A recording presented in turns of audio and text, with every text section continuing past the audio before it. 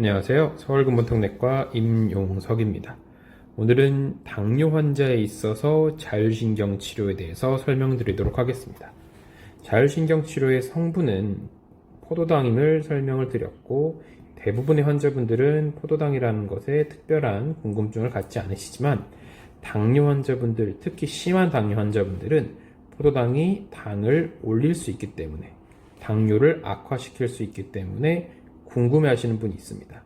이에 대한 대답을 제가 자주 해드리는 편인데, 이것을 영상으로 제작해 보았습니다.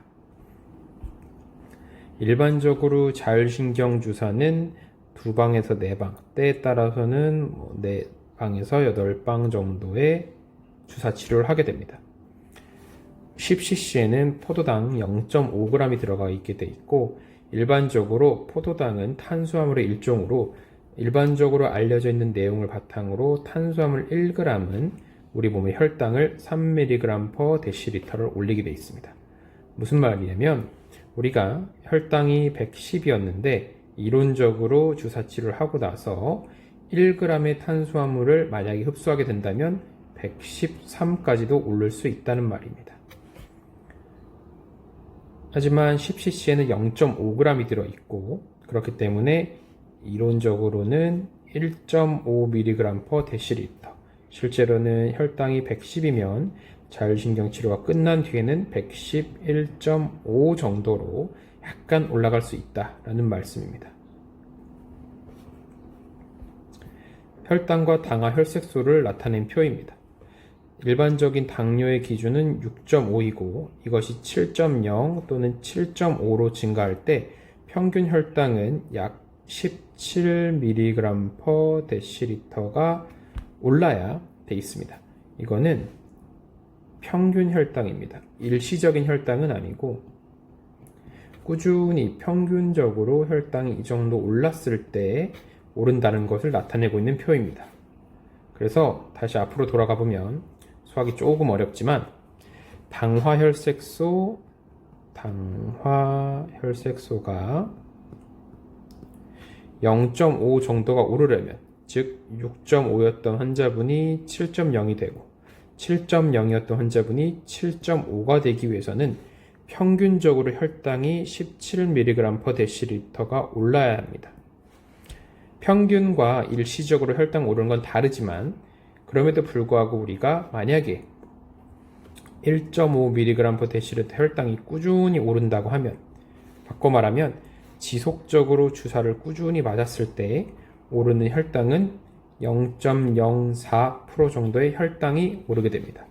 즉, 당화혈색소 6.5였던 분은 꾸준히 주사를 맞는다면 6.54 정도로 오를 수 있다는 얘기고, 여기가 소수점 두째 자리까지 가기 때문에 어렵기 때문에 보통 제가 자율신경 주사가 4대 정도에서 10cc가 사용된다고 했는데, 이것을 곱하기 10을 해서 과장해서 40대를 주사 맞는다고 가정을 해본다면, 이걸 꾸준히 맞는다면 약 0.5% 정도의 혈당이 상승할 수가 있습니다.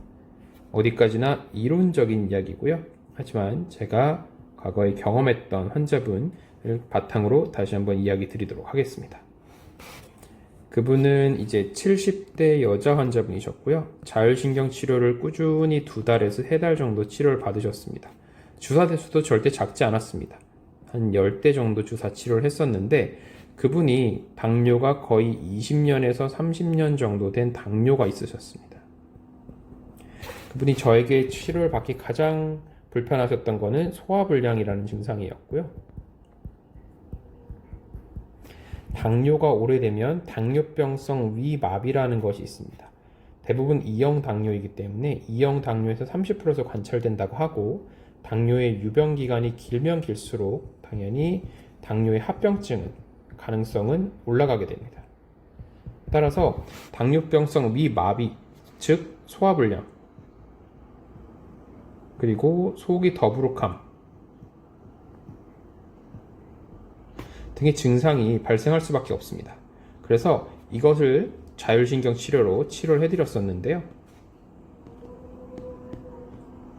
물론 이분이 처음에 이게 포도당이기 때문에 혈당을 올리지 않냐라고 물어보신 건 아니었는데, 이분이 굉장히 인상적이셨던 건 70대 노인 환자분이셨고 혈당 검사를 당뇨약을 처방받으시는 거는 대학병원에서 처방받으셨던 거예요. 대학병원을 약 10년간 다니셨습니다. 10년간 내내 다니셨는데 당화 혈색소가 영어로는 헤모글로빈 A1C라고 하는데요. 당화 혈색소가 꾸준히 6.7에서 서서히 오르고 있었어요. 7.0, 7.3이 오르고 있었죠. 당화 혈색소는 잘 아시듯이 3개월치의 혈당의 평균을 반영합니다. 그렇게 돼 있는데 이분이 대학에서 저희가 한 2개월에서 3개월 정도를 꾸준히 자율신경 치료를 해드렸더니 영어로는 스냅이라고 합니다. 소화불량이 굉장히 많이 호전되셨어요. 그렇기 때문에 70대 노인분이 여성분이심에도 불구하고 꾸준히 치료를 받으셨죠. 그리고 나서 어느 날은 저한테 이런 말씀을 하시더라고요. 자기가 대학에서 당뇨약을 처방받아서 먹고 있는데 당화혈색소가 갑자기 좋아졌다 라고 이제 교수님이 굉장히 기뻐하셨다고 하십니다. 아니 어떻게 이렇게 당이 좋아질 수 있냐 라고 이야기를 하셨는데 그때 할머니께서 되게 재밌는 게 뭐냐면 저한테 그냥 뭐 열심히 사는 거지요 이렇게 말씀을 하셨더라고요.